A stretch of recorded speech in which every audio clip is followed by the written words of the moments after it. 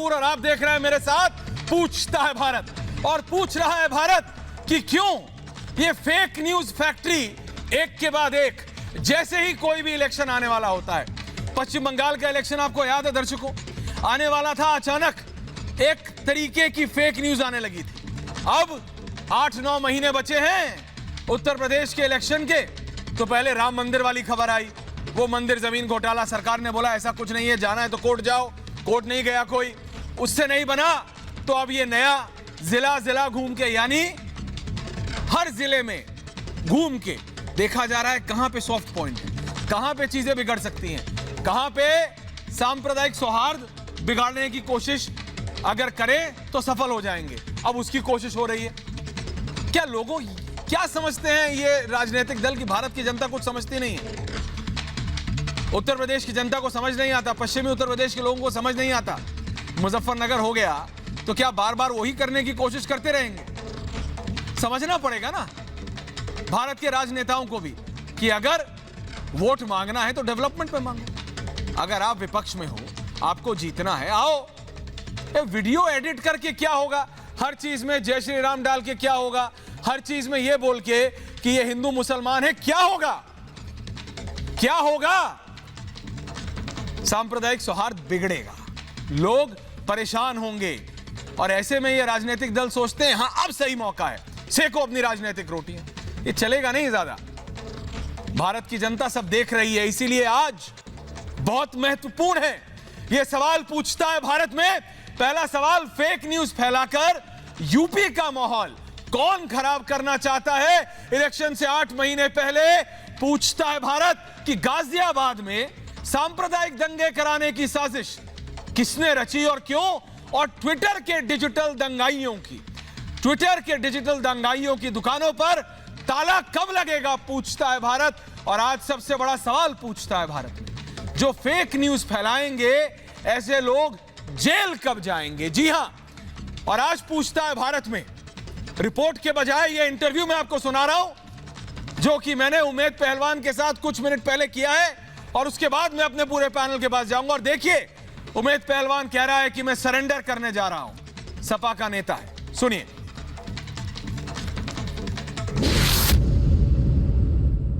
बताइए ना सबसे पहले, क्योंकि बहुत सारी बात हो रही है, हुआ क्या? सरकार कह रही है कुछ और हुआ, अब आया है बात की वीडियो को एडिट किया गया था। आप बताएं हुआ क्या था आपके अनुसार? देखिए, जितना चाचा ने मुझे बताया मैंने उतना बोला। जो चाचा ने मुझे बताया, मैंने वो FIR जो चाचा ने लिखवाई थी उसको लेकर मैं थाने गया। मैंने एक भी बात ना आगे बढ़ाई ना कम की। जो चाचा ने बताया मैंने वो बोला। आपने क्या बोला? क्या आप बता सकते हैं कि आपने पुलिस को क्या बताया? देखिए, मैंने इस प्रकरण में बहुत पुलिस की मदद की, मगर पुलिस ने मेरे साथ धोखा किया। मैंने शुरू से इस मुद्दे को दबा कर रखा। आप एक बात का यकीन करना कि 6 तारीख की रिपोर्ट से, मैं आपको इसलिए रोक रहा हूं, मैं जानता हूं कि एक ये वीडियो कॉल है, लेकिन मैं आपको रोक के पूछ रहा हूं, उमेद भाई, आपने दबाया क्यों? आपने खबर दबाई क्यों? आपने कहा कि मैंने दबा के रखा, दबाई क्यों आपने? मैं नहीं चाहता था कि जिस तरीके से ये मामला चाचा के साथ कोई सांप्रदायिक तूल पकड़े। मैंने चुपके से कार्रवाई करवाई, चाचा की तहरीर दिलवाई। मेरा मकसद सिर्फ ये था कि शांतिपूर्वक व्यक्ति जेल चला जाए, और मेरा कोई मकसद नहीं था। लेकिन हुआ क्या उमेद भाई?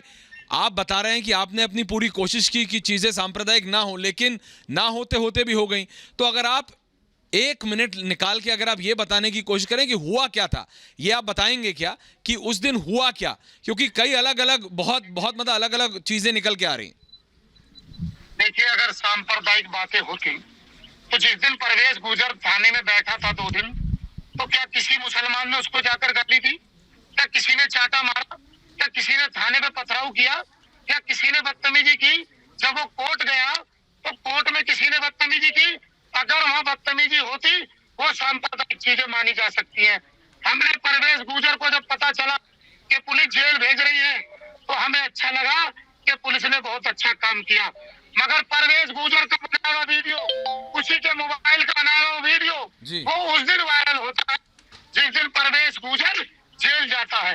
वीडियो बनता 5 तारीख वो न 6 को वायरल होता है, न 7 को होता है, न 8 को होता है, न 9 को होता है। लेकिन यही बात आपके लिए भी कही जा रही है कि आप फरार हैं। आप इस समय रिपब्लिक मीडिया नेटवर्क से, रिपब्लिक भारत से बात कर रहे हैं, लेकिन पहलवान जी ये कहा जा रहा है कि आप भी फरार हैं। क्या आप सरेंडर करेंगे? अगर कप्तान साहब मुझे अभी बुलाए और मेरी बात सुने, मैं लोनी के किसी भी थाने के वाले को किसी आप कंडीशन रख रहे हैं पहलवान जी। देखिए, आप भारत के नागरिक हैं, भारत की पुलिस पे, यूपी के पुलिस पे आप कह रहे हैं आपकी बात सुने, ऐसा क्यों? आपको आना चाहिए अपने आप। नहीं, एसएसपी साहब मेरी बात सुने, मैं सरेंडर करने को तैयार हूँ, वो बोले मैं आ जाने को तैयार हूँ। एसएसपी साहब को बताऊंगा लोनी की पुलिस ने मामला करता है, मैं लोनी की पुलिस को कोई बात नहीं बताऊंगा, मेरे पास कुछ सबूत है, मैं सिर्फ और सिर्फ कप्तान साहब को दूंगा। आपके पास सबूत है? कैसे सबूत है आपके पास? मैं ये नहीं बताऊंगा, फिर फायदा क्या मेरा, मैं आपको बताऊंगा तो। नहीं, पर आप क्या वो सबूत आप कह रहे हैं, वो सबूत ऐसे सबूत हैं जो आपको निर्दोष साबित कर सकते हैं? देखिए, निर्दोष तो बगैर सबूत देने के मैं भी हूँ, क्योंकि मैंने एक बुजुर्ग करी थी 72 साल के बुजुर्ग की मदद करने के लिए, गाड़ी काटने वाले के लिए मैं उनकी मदद के लिए उठा। हाँ, मेरे पास ऐसे सबूत है कि पुलिस वहीं के वहीं अपनी माफी मांगेगी और मुझे इस मुकदमे से बरी करेगी, मुझ पे सबूत है। तो अगर हैं तो आप एसएसपी छोड़िए, आप मतलब आईजी, कमिश्नर, आप इनके पास क्यों नहीं जाते? नोएडा में कमिश्नरेट है, आप आके नोएडा के कमिश्नर को सरेंडर कर बुलाए तभी तो आऊं सर, मुझे कोई बुलाए मैं तभी तो आऊं। नहीं, पर पुलिस तो कह रही है कि आप फरार हैं, क्योंकि ये एक खबर है। अगर आप कह रहे हैं कि आप सरेंडर करना चाहते हैं और उधर से कहा जा रहा है कि आप फरार हैं, तो इसमें कहीं तो एक लाइन होगी ना। सर मैं घर नहीं हूँ, पुलिस मेरे घर जा रही है, मेरे घर तोड़-फोड़ पुलिस कर रही है, मैं घर नहीं हूँ। आप इस समय गाड़ी में बैठे हैं पहलवान जी। देखिए उमैद मियां, आप इस समय गाड़ी में हैं। अगर आप अपने घर पे होते तो पुलिस ये ना कहती कि फरार है। आपने ये कहा, क्या मैंने ठीक सुना? आपने कहा कि मैं सरेंडर करने को तैयार हूं, आपने ये कहा? मैं कह रहा हूँ मैं नोएडा और सिकंदर के बीच में ही हूँ, आप मेरी लोकेशन देख लीजिए, मुझे बुला, मैं भी आता हूँ क्योंकि मैं सच्चा आदमी हूँ। मैं जेल से नहीं डर रहा, मैं जेल से नहीं डर रहा, मैं अपने आप को सच साबित करके जेल जाना चाहता हूँ, चाहे वो मुझे भेजे या छोड़े। पहले मेरी बात सुनी जाए जी। मुझे मेरा पक्ष रखा जाए, दिया जाए, मैं अपना पक्ष रखना चाहता हूँ। मैं जेल जाने से नहीं डरता, लेकिन पुलिस तो सिर्फ एसएसपी या फिर नोएडा के कमिश्नरेट। मेरे साथ पूरा पैनल है, बीजेपी के वरिष्ठ नेता संबित पात्रा हमारे साथ बने हुए हैं, 6 बजे भी थे, बने हुए हैं। आज हमारे साथ प्रीति पांडे हैं, हमारे साथ प्रोफेसर संगीत रागी है। प्रोफेसर साहब बहुत बहुत स्वागत है आपका। रत्नाकर त्रिपाठी जी हैं हमारे साथ, सतीश कौशिक हैं और डॉक्टर प्रतिमा सिंह हैं हमारे साथ। संबित पात्रा, मैं इसलिए आपसे पहले पूछ रहा हूं, सतीश प्रकाश जी माफ कीजिएगा, हाँ, मैं सबसे पहले संबित पात्रा जी आपसे इसलिए पूछ रहा हूं कि ये जो सपा के नेता हैं, इनसे मैंने बात की, ये कहते हैं कि मैं सिर्फ 2 पुलिस वालों के पास जाऊंगा, या तो लोनी के कप्तान यानी द एसएसपी ऑफ लोनी या नोएडा के कमिश्नर, मैं किसी और पुलिस वाले के सामने नहीं सरेंडर करूंगा।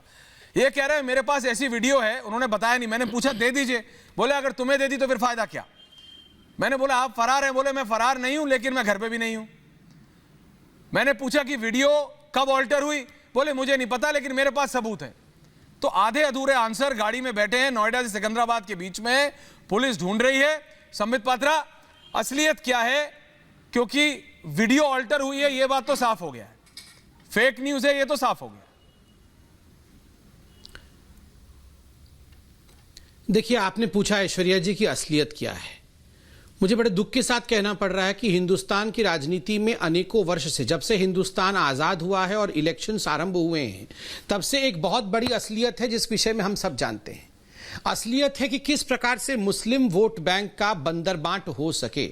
उत्तर प्रदेश के चुनाव आ रहे हैं, 2022 में उत्तर प्रदेश के चुनाव है, एक बड़ा चंक मुस्लिम वोट का है, बहुत सारी पार्टी गिद्ध की तरह उसके ऊपर मंडरा रही है। कांग्रेस पार्टी को भी मुस्लिम वोट चाहिए, क्योंकि राहुल गांधी ने कहा था हाँ हम मुसलमानों की पार्टी है। समाजवादी पार्टी को लगता है अगर थोड़ा बहुत भी ठीक ठाक प्रदर्शन करना है तो केवल और केवल मुस्लिमों के कंधे पर ही बंदूक चलाएंगे तभी हो पाएगा। वहां आम आदमी पार्टी नया नया वहां घुसी है, तो आम आदमी पार्टी भी प्रयास कर रही है कि राम जन्मभूमि को लेकर कहीं ना कहीं एक विवाद खड़ा करो, और राम जन्मभूमि में अगर मंदिर का निर्माण बंद हो जाए तो मुस्लिमों का वोट मिल जाएगा। तो हर पार्टी अपने अपने तरीके से, कोई दंगा भड़का करके, कोई हिंदुओं को गाली दे करके, हिंदुओं को बदनाम करके यही प्रयास कर रहा है कि उसे मुसलमानों का वोट कैसे मिले। मुझे कष्ट हो रहा है कि यह तरीका इतना पुराना हो चुका है कि आज वो जो सारे सस्पेक्ट्स हैं वो सब यूजुअल सस्पेक्ट्स हैं। आप देखिए, जय श्री राम बोल के हिंदू प्रताड़ित कर रहे हैं मुसलमान को, ये इतना कैजुअल हो चुका है अब, इतनी बार इस बात को, जिसको अंग्रेजी में कहते हैं ना, वुल्फ आया द वुल्फ, भेड़िया आएगा, भेड़िया आएगा, भेड़िया आया हो चुका है कि आपको जान के आश्चर्य होगा। भेड़िया आएगा वो इतना साधारण हो चुका है कि आज से 10 दिन पहले आईएस का एक आतंकवादी जिसको कि तिहाड़ जेल में बंद किया गया था, वो अब कह रहा है कि पुलिस मुझे टॉर्चर कर रही है और कह रही है कि तुम जय श्री राम बोलो, तुम जय श्री राम बोलो। बताइए, ये बाहर का आतंकवादी, ये हमारे देश में बम फोड़ने आया था, इसको पुलिस का टॉर्चर करके बोल रही तुम जय श्री राम बोलो। आप बताइए, ये सारे लोग इतने यूज्ड टू हो चुके हैं जय श्री राम बोलो। और एक सवाल मैं पूछता हूं, ये राहुल गांधी बड़े ठेकेदार बने हुए हैं सेक्युलरिज्म के। इन्होंने कल ट्वीट किया कि मैं तो एक्सपेक्ट ही नहीं करता हूं, मैं बड़ा हतप्रभ हूं कि भगवान राम को मानने वाले ये हिंदू लोग इस प्रकार से वायलेंस ये नहीं कर सकते। क्यों कर रहे हैं? ये कमलेश तिवारी का गला काटने वाला कौन था? ये ध्रुव त्यागी को मारने वाला कौन था? सैकड़ों ऐसे उदाहरण दे दूंगा जहां अल्लाहू अकबर बोल के लोग बम फेंक रहे हैं, आतंकवादी बम फेंक रहे हैं। एक बार भी राहुल गांधी ने, अखिलेश यादव ने, इनमें से किसी ने ट्वीट किया कि हमें बड़ा कष्ट होता है जब इस्लाम को मानने वाले लोग आतंकवाद करते हैं, हमें बड़ा तकलीफ होता है जब अल्लाह अकबर बोल के कोई बम फेंकता है? नहीं, वहां बिल्कुल ये सब ट्वीट नहीं कर सकते क्योंकि कमलेश तिवारी याद आ जाता है, कभी भी गला कट सकता है।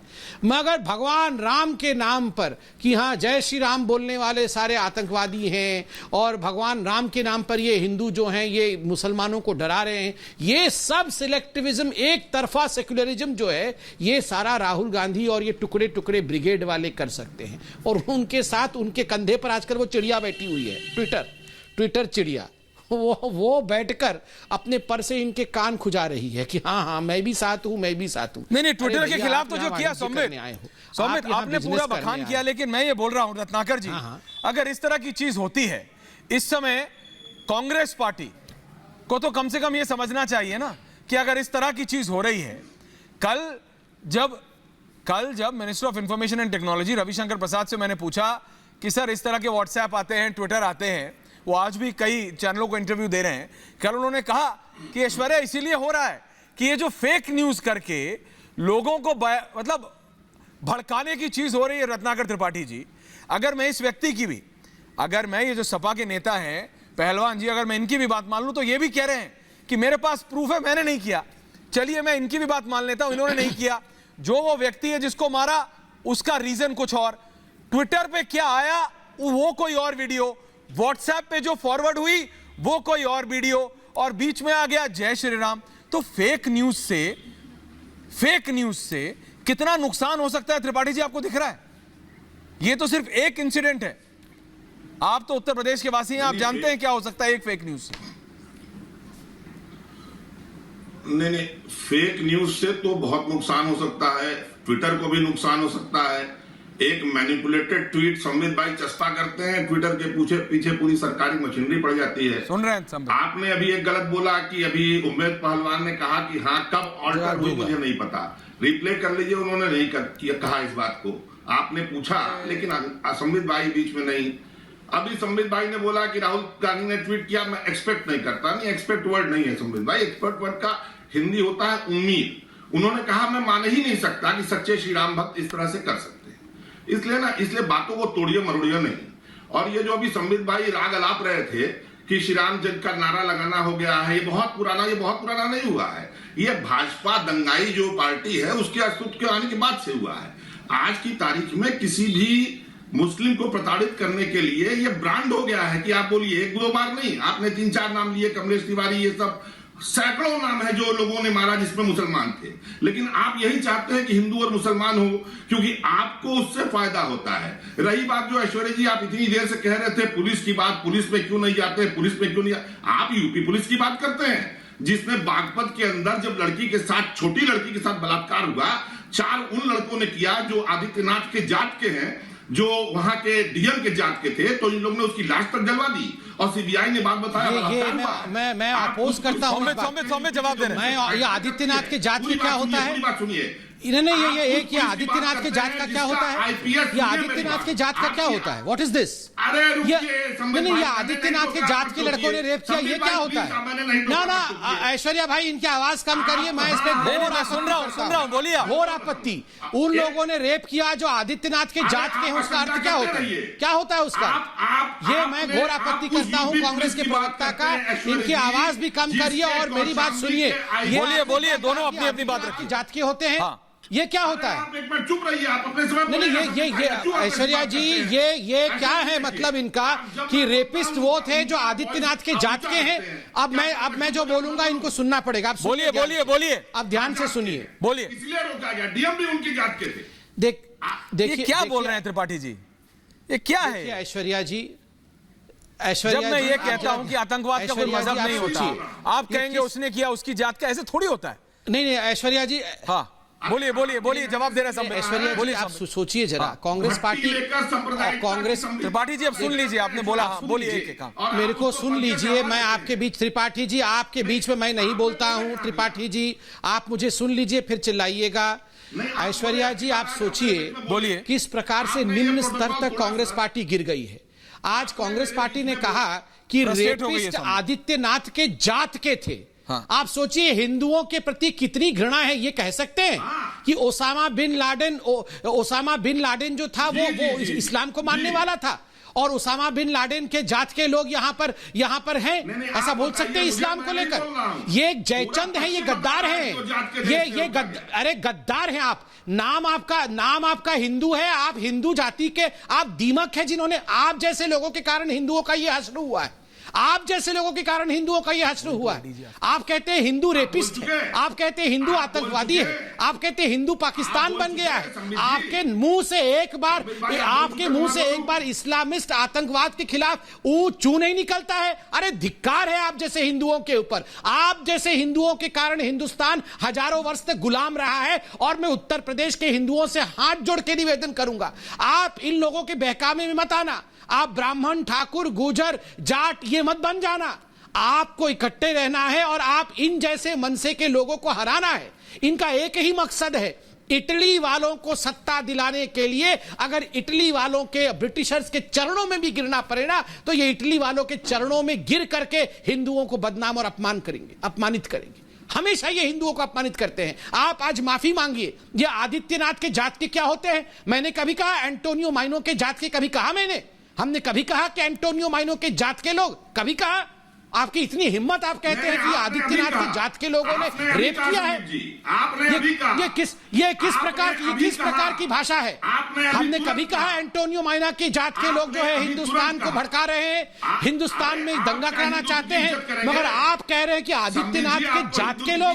अरे धिक्कार है आप जैसे हिंदुओं के ऊपर। आप जैसे लोगों ने त्रिपाठी जी शुरुआत आपने की है, आप जैसे हिंदुओं ने। त्रिपाठी जी जरूरत नहीं थी। क्या कहेंगे आप बार-बार? होता है, क्या कहेंगे आप बार-बार? बोलिए त्रिपाठी जी। मैं आपको इतना संजीदा व्यक्ति समझता हूँ, आप इस तरह की, अब उनको चुप कराइए। नहीं क्या चुप करा? आप बोलेंगे उसकी जात का, इसकी जात का, ये क्या होता है? त्रिपाठी जी को गाली देंगे? आप इस प्रकार से दलितों को संबोधित करेंगे जात के नाम से? आप दलितों को गाली देंगे? यूपी जानता है कि जातिवाद की लहर उठा रही है, जिसके चलते आपने जतिन प्रसाद को लिया, जातिवाद की लहर बह रही है, तो जातिवाद की लहर को बढ़ावा आप लोगों ने दिया। आप इस प्रकार से संबोधित करेंगे कल से? नहीं, आप कल से इस प्रकार से संबोधित करेंगे लोगों को? मुझे कष्ट हो रहा है। ये दलितों के लिए, ये ओबीसी के लिए, ये ब्राह्मणों के लिए, ये ठाकुरों के लिए, सबके लिए गाली है अगर आप इस प्रकार से जाति प्रथा को बढ़ावा देंगे। आपको माफी मांगनी चाहिए। ये क्या होता है? ये क्या होता है? आदित्यनाथ के जात के लोग, ये आपने जो कहा आदित्यनाथ के जात के लोग रेपिस्ट होते हैं, इस बयान को आप वापस लीजिए।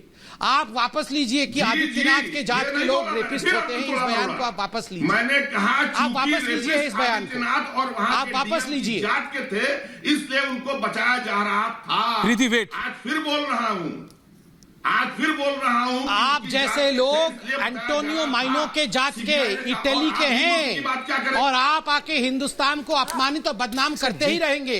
अरे कौन है एंटोनियो माइनो? नानी है क्या संबित पात्रा आपकी? अरे आपकी नानी लगती है क्या वो? ये डॉक्टर प्रीति है, कांग्रेस नहीं, की ना। प्रवक्ता है। मम्मी है थोड़ी तमीज आपकी। में रह के। अरे आपकी थोड़ी मम्मी है, तमीज आप में अपनी रह मम्मी के को ही नहीं बात जानती किया है, बोल रही है करिए। मेरी नानी थोड़ी है। तमीज में रह के बात किया एंटोनियो करिए। माइनो आप कौन है अपनी ये भी नहीं औकात जानती है, में बोल रही है रहिए। आपकी नानी सुन है। लीजिए, नानी का नाम तो आपने काइया माइनो है, जात पात काइया माइनो। सुन लीजिए, नानी का नाम भी बता जात देता हूँ, पात काइया उत्तर माइनो एक बार प्रदेश में बताया था। जातीय समीकरण अरे के ऐश्वर्या जी, लिए इनको नानी का नाम तो आपने बता दूं। आपने नानी का दोनों नाम मुख्यमंत्री बताइए, एंटोनियो माइनो और नहीं, आप नानी बात का कर नाम रहे हैं, काइया आप माइनो अपनी है। आप अपने काइया खानदान माइनो। की बात करिए। अरे नानी का आप नाम अपने बताने खानदान दीजिए की ना। बात नानी का करिए। नाम है मोदी जी की काइया बीवी का माइनो। नाम क्या है? काइया माइनो। मोदी जी की बीवी अरे का नानी का क्या नाम है? सुन लो बहन मोदी मेरी, जी की नानी का बीवी नाम तो सुन लो, मेरी क्या है? नानी का नाम। मोदी जी की नानी का नाम है बीवी काइया माइनो। मेरे साथ 10 बार बोलो, काइया माइनो, काइया माइनो, काइया माइनो। कौन है एंटोनियो माइनो बताइए? कांग्रेस की प्रवक्ता को मालूम ही नहीं है कौन है एंटोनियो माइनो। आप बात सुनिए, मैं 12 विषय पे आ रहा हूँ। यूपी में जो हुआ, प्रीति पांडे, संबित पात्रा, प्रीति सिंह, मैं आ रहा हूँ, मेरे साथ इस समय जुड़ रहे हैं। पुलिस के ऊपर सवाल उठाया था, रत्नाकर त्रिपाठी ने मेरे साथ इस समय जुड़ रहे हैं। Additional director general of police law and order Uttar Pradesh Prashant Kumar. Prashant ji, मैं सबसे पहले आपसे पूछ रहा हूं, ये जो गाजियाबाद में जो केस हुआ है, अब तक कितने लोगों की गिरफ्तारी हुई है और क्या क्या कार्रवाई हुई है? पहले तो ये जरा क्लैरिटी दे दीजिए प्रशांत जी। गाजियाबाद की जो घटना है वो 7 जून को एक घटना हुई थी, जिसमें एक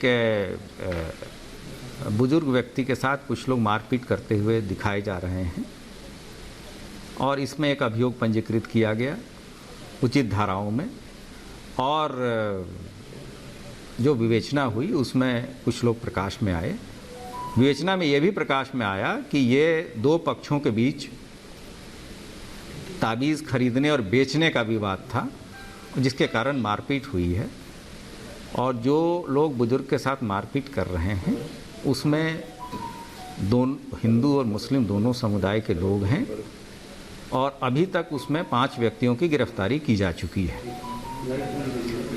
इस बीच में उस वीडियो को तोड़ मरोड़ के सांप्रदायिक सद्भाव बिगाड़ने के लिए कुछ लोगों ने स्थानीय पुलिस प्रशासन और ओवरऑल शासन की छवि खराब करने के उद्देश्य से इन चीज़ों को प्रसारित करना शुरू किया। इस पे गाजियाबाद पुलिस के द्वारा पूरी तरीके से अपने आप पक्ष रखा गया। ये बताया गया कि ये आपसी विवाद है, इसका सांप्रदायिक रूप देने की कोशिश न की जाए, तथा साथ साथ गाजियाबाद पुलिस के अधिकारियों के द्वारा उसमें एक वीडियो भी जारी किया गया। नहीं, लेकिन प्रशांत जी, आप पुलिस को कहीं ना कहीं क्लीन चिट दे रहे हैं। मैं आपसे ये पूछ रहा हूं, ये जो झूठ की फैक्ट्री कहते हैं कि झूठ है झूठ है, ये झूठ की फैक्ट्री हर बार नए नए नामों से आती है ना? पिछली बार किसी और नाम, पिछली बार मेरे को, अगर मैं सही कह रहा हूं तो पिछली बार हाथरस हुआ था, पिछली बार हाथरस हुआ था, इस बार गाजियाबाद हो गया। तो पुलिस को हर बार बाद में क्यों पता चलता है? आप लोगों को अपने आप से भी तो पूछना पड़ेगा ना कि हमारी कहां गलती हुई। ये पहले हो जाता है, सब कुछ हो जाता है, उसके बाद बोलते हैं हाँ ये तो झूठ की फैक्ट्री है। पुलिस की जिम्मेदारी क्या है? नहीं, लगातार हम लोग इसको मॉनिटरिंग कर रहे हैं। सोशल मीडिया की मॉनिटरिंग हमारे यहाँ प्रत्येक स्तर पे होती है। पुलिस के ज़िले स्तर पे होती है, रेंज स्तर पे होती है, जोन स्तर पे होती है, हमारे मुख्यालय स्तर पे होती है। इसके साथ साथ हमारे शासन में भी एक वॉर रूम है, तो गृह विभाग की तरफ से भी इसकी मॉनिटरिंग की जाती है और प्रतिदिन इसका लेखा जोखा लिया जाता है। और यही कारण है कि आपने देखा होगा कि पिछले 4 सालों में कोई भी 4.5 साल में मेजर कम्युनल डिस्टर्बेंस यहाँ नहीं हुआ है, और पुलिस के रिमार्केबल अचीवमेंट्स हैं इस दौरान, जहाँ तक शांति व्यवस्था बनाए रखने की बात है। आप कह रहे हैं रिमार्केबल, रत्नाकर त्रिपाठी मुस्कुरा रहे हैं, लेकिन मैं ये कह रहा हूं कि अगले साल उत्तर प्रदेश में इलेक्शन है प्रशांत जी, अगले साल इलेक्शन है। चुनाव से ठीक पहले दुष्प्रचार गैंग इस तरह से सक्रिय हो जाता है। पुलिस के लिए इन लोगों को रोकना अब एक चैलेंज बन गया है। और कैसे आप इन्हें रोकें, क्योंकि जनता ये जानती है जैसे ये चीज होती है, आसपास के जो मतलब इलाका है, लोनी है, लोनी के आसपास का इलाका, हाथरस था, हाथरस के आसपास का इलाका मुजफ्फरनगर लोगों के जहन से निकला नहीं है। इसलिए पुलिस की जिम्मेदारी दुगनी चौगनी है कि इन 8-9 महीनों में कुछ भी ऐसा ना होने पाए जिससे कि सांप्रदायिक सौहार्द बिगड़े। प्रशांत कुमार जी। नहीं, पुलिस पूरी तरह सक्षम है। आपने देखा होगा कि जो इसमें भी जो ग्रैंड डिज़ाइन था उसको सक्सेस नहीं होने दिया गया, और इसमें हमें मीडिया चैनलों का भी और सभी समाचार पत्रों का भी बहुत सहयोग मिल रहा है। जैसे ही पूरे तथ्य प्रकाश में आए तो उसको आप लोगों ने भी प्रसारित किया, और आगे भी हम ये उम्मीद करेंगे और आपसे सहयोग की अपेक्षा करेंगे, और हमें आपका पूरा सहयोग भी मिलेगा और सभी चैनलों का मिलेगा। और उत्तर प्रदेश की जनता इस तरह के चीज़ों को कतई बर्दाश्त नहीं करेगी। आखिरी सवाल सिर्फ इतना, आप बिल्कुल smoothly as an senior IPS officer बिल्कुल साफ साफ जवाब देते जा रहे हैं, लेकिन ये वीडियो एडिट हुआ है, ट्रीट हुआ है, छेड़खानी हुई है कि नहीं, ये क्लियर करते जाइए, क्योंकि बहुत लोग डिबेट में बोलेंगे नहीं हुआ। इसलिए एडीजी लॉ एंड ऑर्डर, ये आप बताइए। जो भी वीडियो आए हैं वो सभी का फॉरेंसिक उसकी जांच कराई जा रही है, और छेड़छाड़ का अगर कोई प्रश्न उठेगा तो हम उसको भी विवेचना में लाएंगे।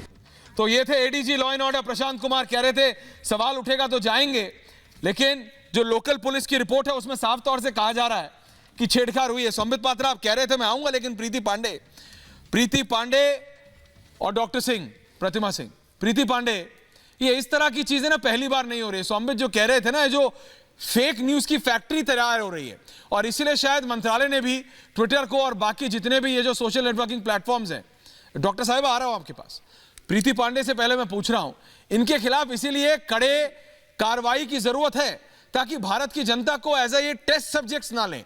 यानी जैसे होते हैं ना सैंपल रैट्स, जैसे लैब में, कॉस्मेटिक लैब में, जैसे प्रीति जी मेकअप होता था ना पहले के जमाने में कॉस्मेटिक्स बनते थे ना तो टेस्टिंग होती थी, दवाइयों पे टेस्टिंग होती थी, खरगोश के ऊपर, इसके ऊपर, ये इस पे कैसे रिएक्ट करेगा। आजकल ये ऐसे सोशल नेटवर्किंग टेस्टिंग हो रही है कि ऐसे टेस्ट करके देखो, जरा सा चुबा के देखो क्या होता है, फिर थोड़ा और चुबाओ, ऐश्वर्या देखिए, फिर और फाड़ के देखो। आपने खुद ही अपने डिबेट में ये बात कह दी, चुनाव का जिक्र कर दिया, तो मैं आपको सबसे पहले ये बता दूं कि ये सारा कुछ जो प्रोपेगेंडा हो रहा है, बहुत बड़ी बड़ी दुर्घटनाएं पूरे देश में हो रही हैं। अभी आपको पता होगा कि बंगाल में एम्बुलेंस में एक नाबालिग लड़की का भी बलात्कार हुआ, लेकिन वहां की सीएम भी उत्तर प्रदेश में अगर कुछ होता है तो उस पर ट्वीट कर देती है जरूर। नीली चिड़िया पे सब इतने एक्टिव है, इतने ज्यादा एक्टिव हो गए कि बेचारे नीली चिड़िया का आज 25% जो शेयर है उनका भाव आज गिर गया।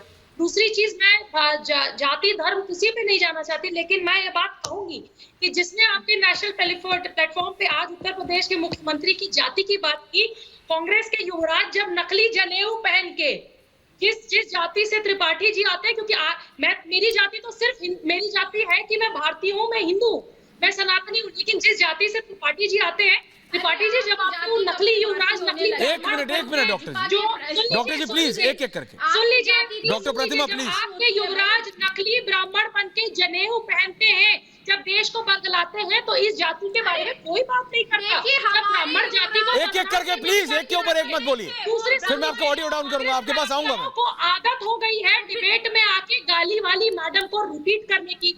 आप किसी के नानी, किसी के दादी, किसी के पिता पे मत जाइए। जिसपे डिबेट है उस लोग भी आपको कहते हैं, 70 साल से कहा जाता है कि कांग्रेस और सपा पार्टी जो है वो मुस्लिम प्रेमी पार्टी है, पूरी दुनिया ये बात जानती है। ट्रिपल तलाक से लेकर सारे केस आपके पिताओं ने पलटे हैं, पता है ना आपको, इतिहास जानती हूँ ना मैडम। तो जिसपे डिबेट है उसके बारे में बात करिए। पीएफआई के लोग कैसे एक्टिव है उत्तर प्रदेश में, आपको पता है। अरे आप अभी देश की पुलिस में विश्वास ही नहीं करते। एक करके बोलिए ना, आप बोलिएगा अपने टाइम पे। चुनाव प्रतिमा जी आप अपने टाइम पे बोलिएगा, मैं आऊंगा आपके पास, सबर तो रखिए, मैं देख रहा हूँ ma'am, I can see your raised finger, please wait. Uttar Pradesh के जिस प्रदेश में वहाँ पे ये जितने दंगे कराए जाते हैं आपको पता है, तो ये उमैद पहलवान है वो सपा पार्टी से आता है, ये जीडीए का पहले मेंबर भी रहा है। आपको 3 वीडियो है, जो आरोपी है उसको न्याय मिलना चाहिए, उसके 3 वीडियो है, एक भी वीडियो में जय श्री राम के नारे लगाते हुए नहीं पाया गया है। अरे जो लोग जय श्री राम के नारे पे और जय श्री राम के चंदे पे इतनी बातें करते हैं, उन्होंने तो कभी जय श्री राम को माना ही नहीं, उन्होंने तो कभी राम सीता को माना ही नहीं। आप लोगों को शर्म नहीं आती नेशनल टेलीविजन में बैठ के झूठ बोलते हुए?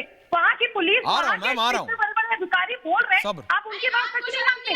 तीनों वीडियो में, उनकी वीडियो में सतीश प्रकाश जी आ रहा हूँ आपके पास, प्रोफेसर रागी माफी चाहता हूँ। अरे भैया, मुस्लिम वोट बैंक खत्म, मुसलमानों को भी पता चल क्या है कि आप उनका भला नहीं कर सकते। 70 सालों में अगर आपने भला किया होता तो एजुकेशन में मुसलमान सतीश प्रकाश जी, सतीश प्रकाश जी, मुसलमानों से नहीं प्रेम है। सतीश प्रकाश जी, आपको कलाम साहब से नहीं, सतीश प्रकाश जी, कहा जाता है पश्चिमी उत्तर प्रदेश हमेशा बहन जी के सपोर्ट में रहता है। आप तो बीएसपी को सपोर्ट करते हैं। सतीश प्रकाश जी, इस तरह के एक्सपेरिमेंट हो रहे हैं, फेक न्यूज डाल डाल के हिंदू मुसलमान में बांटने की कोशिश हो रही है, और बहन जी चुप हैं। क्यों चुप हैं बहन जी? सतीश प्रकाश जी, ऐसा क्यों होने दे रहे हैं उत्तर प्रदेश में और पश्चिमी उत्तर प्रदेश में आप? नहीं, हमको ये बताइए कि हमको क्या करना चाहिए। आप बताएंगे, राजनेता आप हैं, मैं पत्रकार हूं, मुझे बताइए क्या सवाल पूछने हैं, क्या करना है सतीश जी, वो आप जानते हैं। मैं आपसे सवाल पूछना मेरा काम। डिबेट को बड़े ध्यान से देखा जी, और लोगों की बात को बड़ा ध्यान से देखा। मुझे 30 सेकंड चाहिए। 1 मिनट बोलिए ना। संबित पात्रा जी ने कहा कि बम फेंकने वाले अल्लाह अकबर कहते हैं या क्या कहते हैं। मालेगांव में जब हिंदू आतंकवादी बम फेंक रहे थे, वो जय सिया राम के नारे लगा रहे थे या कोई और नारे लगा रहे थे, उसका जवाब तो ये देंगे।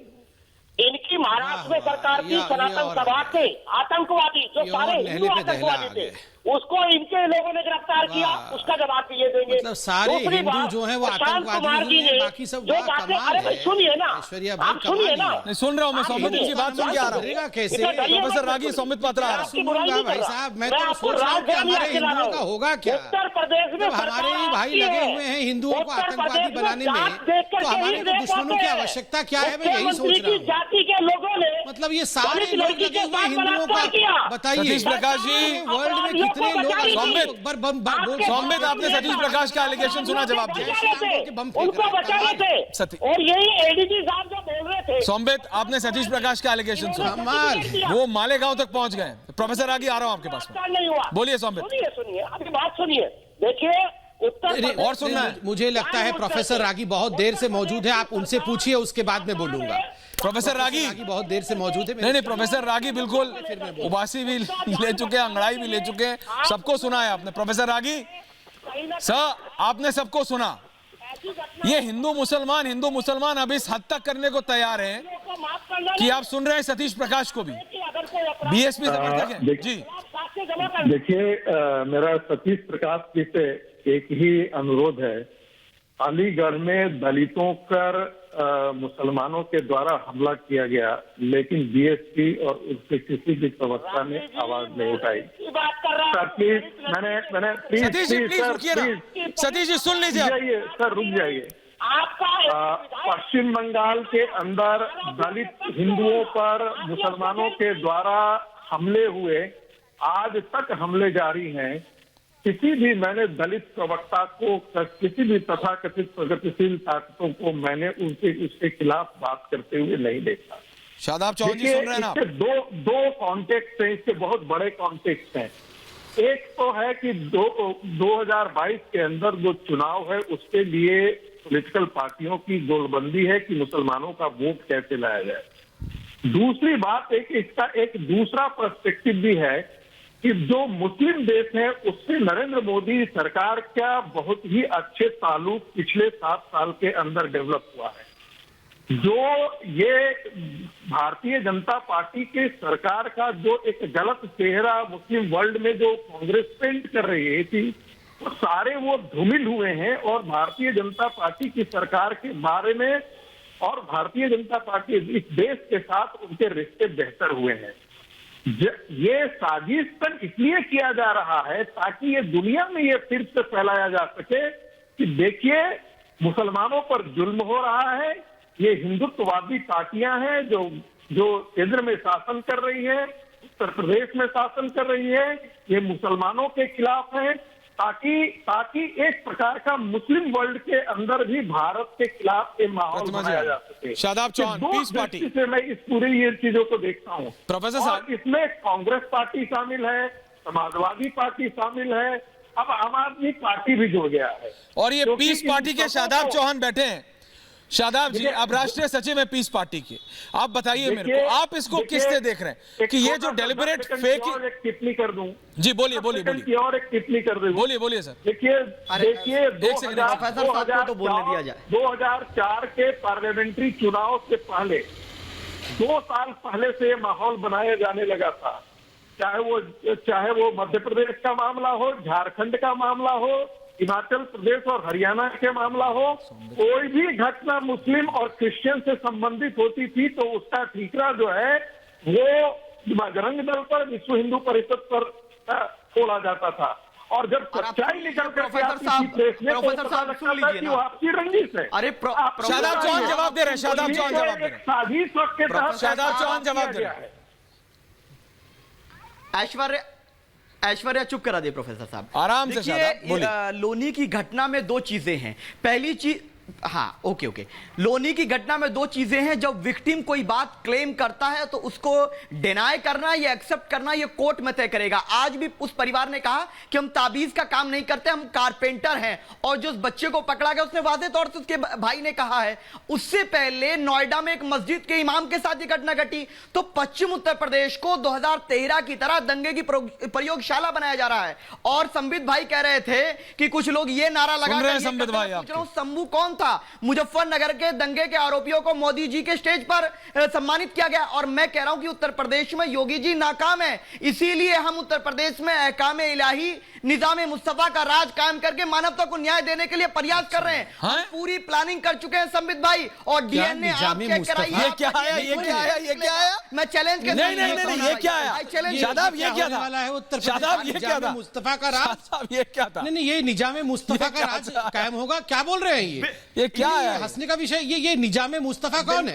कौन है निजामे अच्छा नहीं लगा ना जिसका राज कायम करने वाले? शादाब ये क्या? शादाब रत्नाकर त्रिपाठी भी मुस्कुरा रहे हैं, शादाब रत्नाकर जी भी मुस्कुरा रहे हैं तुम्हारी बात पे। हम चौहान साहब बिल्कुल यही है इनका उद्देश्य, इनका ध्येय। सावरकर को देखा देश ने, अब निजाम मुस्तफा का राज नहीं, इनका यही ध्येय है। ये निजाम मुस्तफा और ये दारुल इस्लाम बनाना चाहते हैं, बिल्कुल इनके मुंह से आज निकल गया है। अपना अब मैं तो इनके बीच में चिल्लाने तो शादाब आराम से, शादाब बात सुन लीजिए। देखिए शादाब प्लीज बात सुनिए। आज इनके मुंह से सच्चाई निकल गया। इन्होंने कहा हम तो भारतवर्ष में और उत्तर प्रदेश में निजामे इस्तीफा का जो शासन चाहते हैं। आप बताइए ये दारुल इस्लाम इत्यादि जो बातें होती थी, आज कहीं ना कहीं ये चाहते नहीं होंगे बताने के लिए, मगर एक फ्लो में ये कह गए कि हाँ ये निजामे क्या इलाही क्या मुस्तफा, ये जो भी है ये इसका राज चाहते हैं। और ऐसे भी ये पहले बोल चुके हैं कि सरिया राज चाहते ही हैं, सरिया कानून चाहते हैं। नहीं सुन लीजिए, मतलब सरिया राज चाहते हैं, निजामे इस्तीफा चाहते हैं, दारुल इस्लाम चाहते हैं। और इसी कारण से हिंदुओं को नीचा दिखाना, भगवान राम के खिलाफ यहां पर तरह तरह के भ्रम फैलाना, जय श्री राम बोलने वाले और हिंदू धर्म के मानने वालों को गाली देना, उनके खिलाफ पूरे विश्व में एक तरह से साजिश करना, यही इनका ध्येय है। और इनके जेब में परमानेंटली एक विक्टिम कार्ड रहता है। आप भी इनसे पूछिए, ये इनके ऊपर वाले जेब से अभी निकालेंगे, विक्टिम कार्ड रखा हुआ है क्या? बाएं तरफ के जेब में विक्टिम कार्ड रखा हुआ है। जहां आप इनको हाँ है विक्टिम कार्ड है, मैंने देखा हुआ है। ये अभी इनको बोलिए निकाल के दिखा देंगे विक्टिम कार्ड। नीचे देख भी रहे हैं कि है कि नहीं, चेक भी कर रहे हैं विक्टिम कार्ड है कि, मतलब आप इनको कुछ भी बोलिए कि तुरंत विक्टिम कार्ड निकालेंगे कि मैं तो मुस्लिम हूं जी, मेरे को अटैक कर दिया, देखा मुसलमानों के खिलाफ बोल दिया, मतलब ये श्री राम के वंशज है। देखिए मेरा विक्टिम कार्ड है कि मैं श्री राम का वंशज हूं। तो श्री राम के वंशज है तो कितने केजी चावल के कारण कन्वर्शन हुआ आपका, ये तो बता दीजिए। नहीं आज मैं क्वेश्चन कर लेता हूं। आप अच्छी बात है, आपने बताया कि आप श्री राम के वंशज हैं। कितने कोड़े खाए या कितने केजी चावल के कारण आपका कन्वर्शन हुआ? कितने केजी चावल के लिए? तो आप बताइए कितने केजी चावल के लिए आपका कन्वर्शन हुआ, ये तो बता दीजिए। आपने अभी कहा कि सकते हैं अपना क्या आपने कहा कि आप श्री राम के वंशज हैं और आप हिंदू धर्म में पहले मानते थे। ये जो कन्वर्शन हुआ वो कितने केजी चावल के लिए हुआ? राज्य पर सवाल खड़ा कर रहे हैं आप। नहीं कितने केजी चावल के लिए हुआ? राज्य पर सवाल खड़ा कर रहे हैं। ये कन्वर्शन क्यों हुआ? ये कितने कोड़े के कारण हुआ है? बताइए, आप तो अभी मान गए। रत्नाकर त्रिपाठी जी, आपने पहले भी बोला था कि आप शादाब पहले चौहान, हिंदू थे। प्रोफेसर रागी, रत्नाकर त्रिपाठी जी, मैं आपके पास आ रहा हूं, लेकिन मैं आपसे अभी भी बोल रहा हूं कि आपको, मेरे को लगता था आप बोलेंगे कि ऐश्वर्या, ये जो फेक न्यूज है, कांग्रेस बीजेपी एसपी बीएसपी छोड़ो, ये फेक न्यूज बंद होनी चाहिए, सोसाइटी का डिवीजन बंद होना चाहिए। हिंदू मुसलमान के नाम पे अगर बीजेपी भी करती है तो वो भी गलत है, और अगर सपैया कर रहा है, अगर ये सपा के नेता कर रहे हैं तो वो भी गलत है, अगर कल को कांग्रेस करेगी तो गलत है। जनता के लिए ये नुकसानदायक है। इस सब पे बात करने के लिए मेरे साथ जुड़ रहा है उत्तर प्रदेश के लॉ मिनिस्टर सौमित, और रत्नाकर जी मैं आपसे बोलूंगा सवाल पूछने के लिए ब्रिजेश पाठक जुड़ रहे हैं। ब्रिजेश जी, मैं सीधा सवाल पे आ रहा हूं। जो गाजियाबाद की घटना है उसमें जो वीडियो वायरल हुआ है, उसकी साजिश के तार आपको कहां से जुड़ते दिखाई दे रहे हैं? सीधा सीधा बताइए पाठक जी।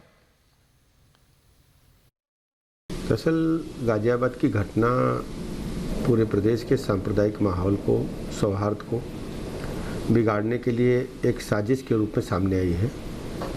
पूरे प्रकरण की उच्च स्तरीय जांच हो रही है। सरकार ने तय किया है कि उत्तर प्रदेश में कानून व्यवस्था से खिलवाड़ करने की छूट किसी भी व्यक्ति को नहीं दी जाएगी। इस पूरे प्रकरण में चाहे जो व्यक्ति हो, चाहे जितनी पहुंच का वाला हो, हम सभी के खिलाफ कड़ी कार्रवाई करेंगे। भारतीय दंड संहिता के अनुसार इस मामले में यदि अन्य लोग भी वांछित पाए गए, जैसा कि चर्चा है कि एक सोशल मीडिया प्लेटफार्म का दुरुपयोग किया गया और कई बार उनको कहा गया था कि कृपया ऐसे मामलों में गंभीरता दिखाएं जिससे उत्तर प्रदेश की कानून व्यवस्था डिस्टर्ब न हो, सांप्रदायिक सौहार्द न बिगड़े, लेकिन उन लोगों ने ध्यान नहीं दिया। आखिर एक षड्यंत्र के तहत इतनी बड़ी घटना को अंजाम दे करके उसको सोशल मीडिया प्लेटफार्म पर वायरल करना बहुत ही घृणित कार्य है। हमारी सरकार पूरी तरह से सजग है। हम ऐसे सभी मामलों में जांच कराकर जो भी दोषी हैं उनके खिलाफ कड़ी कार्रवाई कर रहे हैं। नहीं पाठक जी, सीधा सीधा सवाल, आपको क्या लगता है यूपी के इलेक्शन से पहले हो रहा है ये सब? डिवाइड एंड रूल होने की कोशिश कर रही है, आग लगाने की कोशिश हो रही है। लोगों को लगता है कि अभी विधानसभा के चुनाव सन्निकट हैं। उत्तर प्रदेश में साजिश रच के, षड्यंत्र रच के जनता की सहानुभूति बटोर करके वोट हासिल करेंगे। लेकिन उत्तर प्रदेश की जनता अच्छी तरह जानती है, जब इन दलों की सरकारें उत्तर प्रदेश में रही हैं, किस ढंग से इनके दल के समर्थक लोगों ने मीडिया से लेकर के, थाने से लेकर के, अधिकारियों से लेकर और भोली भाली जनता को भी काफ़ी प्रताड़ित किया है, उनके साथ मारपीट की है। हत्या, डकैती, लूट, बलात्कार जैसी घटनाओं की बाढ़ आ जाती है। थानों पर समाजवादी पार्टी के लोग कब्जा करके बैठते हैं। कोई प्लाट, मकान, दुकान किसी भोले भाले मनुष्य का, भोले भाली जनता का बचता नहीं जिस पर ये दुरंगा झंडा लगा करके कब्जा न करें, समाजवादी पार्टी का झंडा लगा करके कब्जा न करें। और जब जब इनके नेता कहीं मूवमेंट पे होते हैं, ये घटनाएं आम हो जाती हैं। जनता भी इनके कार्यकाल को भूली नहीं है। मैं उत्तर प्रदेश के लोगों से हाथ जोड़कर विनती करता हूं कि भारतीय जनता पार्टी की सरकार में सबका साथ, सबका विकास, सबका विश्वास के तहत हम लोग काम कर रहे हैं। और जब चुनाव आएगा, आप देखेंगे 2022 में जो चुनाव का परिणाम आएगा, भारतीय जनता पार्टी की सरकार भारी बहुमत से दोबारा बनेगी। हम पिछली बार से भी अधिक सीटें जीतकर सरकार बनाएंगे। आप सरकार बना रहे हैं पाठक जी, लेकिन मैं ये कह रहा हूं सबका साथ, विकास, विश्वास की आप बात कर रहे हैं, लेकिन जिस तरह से फेक न्यूज फैला के, है ना, फेक न्यूज फैला के, और ये कोई एक गाजियाबाद की बात नहीं है, छोटी छोटी तो कितनी घटनाएं होती हैं, उससे लग रहा है कि विपक्ष या जो भी ये पार्टियां हैं या जो भी ये लोग हैं, वो अपना मन बना चुके हैं कि शांति से नहीं हो देंगे, तो ये इलेक्शन शांति से नहीं होने देंगे। वो पूरी कोशिश कर रहे हैं। इससे निपटे कि कैसे आपकी सरकार तो बाद में बनाइएगा, पहले इससे तो निपटना पड़ेगा। दरअसल विपक्ष के पास कोई न नीति है, न एजेंडा है, न कोई विचारधारा है। उनको केवल कुर्सी से मतलब है। चाहे कांग्रेस पार्टी के लोग हों, चाहे समाजवादी पार्टी के लोग हैं, वो कुर्सी की लालसा में उत्तर प्रदेश की जनता के हितों को एकदम भूल जाते हैं, दरकिनार कर देते हैं और कुर्सी की आड़ में कुछ भी करने को तैयार रहते हैं। जनता उन्हें कभी माफ़ नहीं करेगी। उनके कार्यकाल को जनता भी भूली नहीं है। और मैं दावे के साथ कह सकता हूं कि उत्तर प्रदेश में जब भी चुनाव का परिणाम आएगा, लोग भारतीय जनता पार्टी को अपना आशीर्वाद देंगे। हम लोग पूरे 5 वर्ष जनता के बीच में रह करके जनता के लिए काम करते हैं और उनके कभी कहीं कोई दिक्कत न हो, उसे लगातार हम लोग प्रयास करते रहते हैं। डॉक्टर प्रतिमा सिंह, आप मेरे को बताइए, आप बहुत देर से कुछ बोलना चाह रही हैं, आप मुझे ये बताइए, आप फेक न्यूज को सपोर्ट क्यों कर रही हैं? प्रोफेसर रागी, प्रीति पांडे, संबित सब सुन रहे हैं। डॉक्टर साहिबा बताइए आप मेरे को, और फिर मैं आ रहा हूं त्रिपाठी जी के पास। जी मैम। देखिए पहली बात तो ये, अभी जिस तरीके से आपने एक एसपी को बिठाया हुआ था, आई थिंक क्राइम से एसपी नहीं थे ma'am, ADG law and order थे, जांच हो रही है, और assistant director general law and order, या ADG, exactly ADG LO Uttar Pradesh. हाँ exactly, assistant director law and बहुत फर्क होता है, मैंने कहा क्लियर कर दूं, बहुत फर्क ठीक होता है। लॉ एंड ऑर्डर थे, उन्होंने कहा, exactly, I am so sorry, नहीं कोई बात नहीं, बताइए नोटिस है, ठीक है। उन्होंने जिस तरीके से कहा कि उसकी जो है जांच चल रही है, ठीक है, पहली बात तो उन्होंने ये कही। दूसरी बात ऐश्वर्या जी, कांग्रेस पार्टी ने ये नहीं कहा कि हम उस जो फेक, जिसको आप वीडियो कह रहे हैं, उसका सपोर्ट करते हैं। कांग्रेस पार्टी तो क्या कहा है ये बताइए। ने सिर्फ ये कहा कि इस तरीके की अगर घटनाएं हो रही है, एग्जैक्टली, अगर इस तरीके की घटनाएं हो रही हैं जो कि आपने देखा पास्ट में भी होती रही हैं, तो ऐसा नहीं होना चाहिए, क्योंकि जो व्यक्ति राम की पूजा करता है। संबित बताइए, कांग्रेस ने तो कुछ कहा नहीं, आप ऐसे ही राहुल गांधी, एंटोनियो माइनो। प्रीति जी एक मिनट, प्रीति जी आऊंगा आपके पास आखिर में। संबित पात्रा, कांग्रेस ने तो कुछ कहा ही नहीं है, आप ऐसे ही एंटोनियो माइनो तक पहुंच जाते हैं हर बार। शायद कांग्रेस की प्रवक्ता ने राहुल गांधी का ट्वीट नहीं देखा है, राहुल गांधी ने वो वीडियो भी ट्वीट किया है। आप जवाब दीजिए डॉक्टर प्रतिमा, ट्वीट तो दिखा दीजिए। प्रतिमा जी बताइए, वो ट्वीट दिखा दीजिए। देखिए वो ट्वीट में तो वीडियो भी ट्वीट किया है राहुल गांधी ने। तब से 90% खैर देखिए, गलती ये सब नहीं है, ये फेक ट्वीट तो क्या, इनके पास तो फेक लीडर ही है।